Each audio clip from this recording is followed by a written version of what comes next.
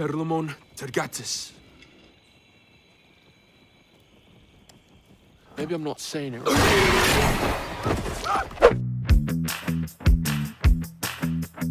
You play a half-elf sorcerer named Simon. That's correct. And he has a little bit of like a confidence issue. He's not really sure about himself. How did you prepare for the role? Do you feel like you understand him a little bit? Or are you like, nah, I'm confident, I'm good? My original take on the role was I just worked with somebody, and I won't say who they are, just to not put them on blast, who was very self-deprecatory and did it almost as like a defense mechanism. And I realized I've seen this archetype a lot throughout my life of these people who like make fun of themselves so much that you're kind of like, oh, it's a little awkward because like that's all you do is like put down yourself, and like that nuance kind of went by the wayside, and we kind of just stuck with this larger theme of, you know, someone who has so much potential but then can't access it because they stand in their own way. Yeah, definitely. Mm-hmm. You guys ran some D&D campaigns before, like as a cast? Yeah, we did one, yeah. Who got super into it? All of us. We were yelling over each other the whole time.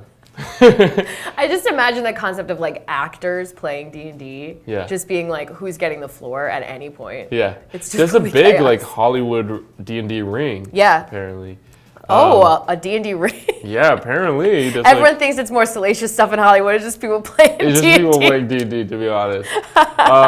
No, yeah, when we played, that was the only time I've ever played, and I was grateful to play because it kind of like, we did a campaign that was based on the events after the film. We imagined what would happen after, and that kind of helped with like discovering who my character was and where he was going, like where his arc was leading him. But I don't really know what the structure of the game is supposed to be because we didn't really take turns. We kind of all just like, the DM would say something and we'd all shout out what we wanted to do. And the DM had to like wrangle us a bit. So yeah, I don't think I've like actually played the way it's supposed to be played. Yeah, I mean, I've never played, so this is Planet Fitness judgment free zone. Like, got it. I'm not gonna, Got it. I've never played myself, but I can imagine it being like, especially for the cast, like, I don't know if you guys were playing it as your characters or if you were playing it. Yeah, so then you're getting into it even more. You're able to like embrace it as a crew, which I find really cool. Obviously, you have a lot of experience working with like both practical and CGI stuff. Mm-hmm. What was that like getting into this world versus getting into worlds you've gotten into before, like with dinosaurs and Pokemon and stuff like that? The research for this role was really cool because we had about 2 weeks of quarantine in Ireland before we started shooting, and I spent those 2 weeks just like with these giant D&D textbooks that have all the lore of like, you know, where everything is in Faerun, and which is I believe the world of D&D. Does anyone know about D&D here? Oops. I don't want the D&D fans to come for me. Don't worry, they'll come for me first. We just go through the maze? I guess till we reach the cage.